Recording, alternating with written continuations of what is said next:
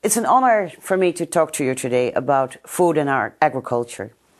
Of course, you know that the overarching objective of the Millennium Development Goals is to put an end to hunger and put an end to poverty.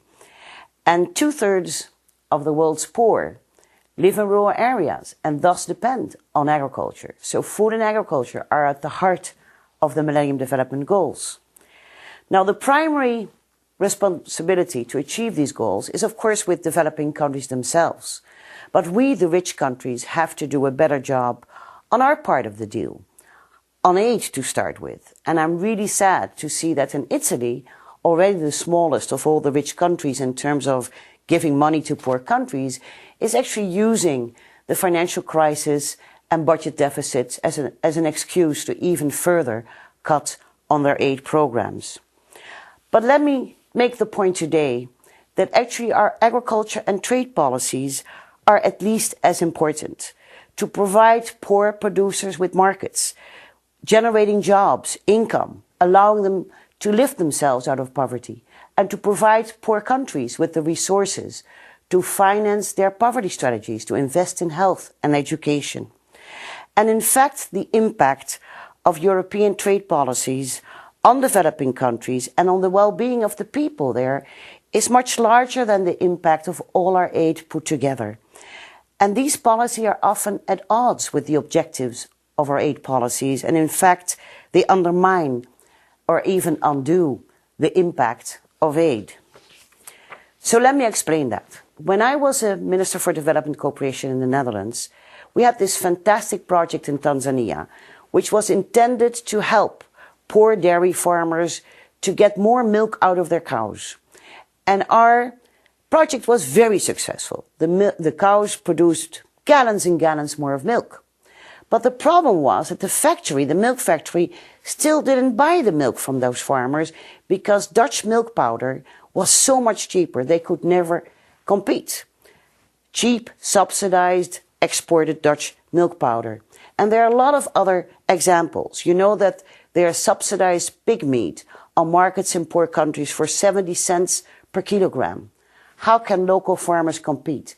Same with the way that we dump frozen chicken on these markets. Now, and in fact, the present food crisis is partly the result of how we rich countries for decades have discouraged agriculture production in developing countries by distorting world prices with our subsidies and with our domestic protection. Now, when we started the CAP, the Common Agriculture Policies in Europe, just after the Second World War, we had very good intentions. We committed ourselves to never be hungry again.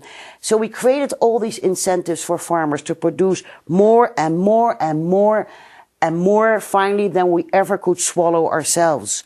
So there were these mountains of foods that we then subsidized, exported, dumped on markets that poor countries depend on, poor farmers depend on for cutthroat prices. Now, these policies really need to change if we want to achieve the Millennium Development Goals. And I'm really happy to talk to you today about this because with so many organizations in Italy involved in these policies, I would say let's work together to ensure that our agriculture policies and subsidies benefit those who need them in our own countries and our environment, but in a way that doesn't hurt poor farmers and poor countries. So let's find a way to work together to ensure that subsidies actually achieve their domestic objectives without undermining the livelihoods of poor people elsewhere. Now, let me first make absolutely clear that we all agree that small farmers do need support, that specific, typical regional products and our own environment and pristine landscapes do need protection. And that, of course, government subsidies are appropriate for these objectives.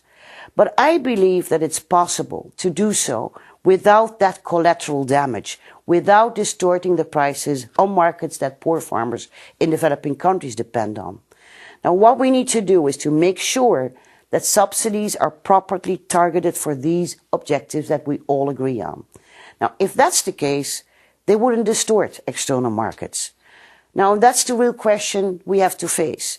Is that actually what the present policies are doing? And I doubt that. I've seen in my own country how the CAP provided incentives for more and more production, how it increased intensity of agriculture, larger scale, how it increased the use of fertilizer, of pesticides, of energy, of water, degrading our environment, and how we lost our biodiversity. Farmland birds declined, and precious indigenous varieties of crops actually disappeared. And how small farmers lost out to the competition. Farms got bigger and bigger, creating monotone landscapes, and the larger and the richer the farmers are, the more they benefit actually from these subsidies. Now, I know there's a reform process going on of these common agriculture policies. The most recent was this health check in 2008, which proposed some changes which could be helpful if, of course, they're implemented and enforced. But the problem I had with that reform, it did not regard the export funding, the measure that is most harmful for developing countries, because it destroys the prices for these local producers. And instead, in fact, dairy export subsidies, the ones that hit these Tanzanian farmers at the time, are actually reintroduced, despite all these lofty promises to end export subsidies by 2013. Now, we know the reform process will continue. And what I hope is that we can work together to influence that process for the better. And I would like to suggest two steps. One is, a problem we all have is simply the lack of data. Data needed to analyze the impact of how the common agriculture policy functions and how the billions are actually spent. And the problem is that these data are simply not available. And in this context, by the way, Italy is one of the least transparent countries. Only a few regions have provided the information to the European Commission. So it's really hard to even figure out who gets these subsidies. Though I think it's quite clear that very little actually goes to those who really need it, the small farmers. But even for the majority of the member states that actually have published data in accordance with the transparency provision of the European regulation, it contains barely any information on what that money was spent, why that money was spent. Now, you can disclose an amount spent, but if you don't give the objective for what purpose it was spent, the public still has no clue. So we have to work together to demand from our governments more transparency, and to ensure that budget transparency is about accountability and about legitimacy. Now, the second point I want to make is one of the reasons that reform is so difficult is there's a lack of clarity and a lack of political agreement on what the objectives of reform actually should be. Now, I would want to count on you to find agreement on the most urgent domestic objectives. Equity, environmental protection, spell them out. But let's also work together for reforms that ensure that our agriculture policies actually foster, instead of undermine, agricultural growth and development in the poorest countries. Only then the Millennium Goals can be achieved. And with less than 6 years to go, we really have no time to lose.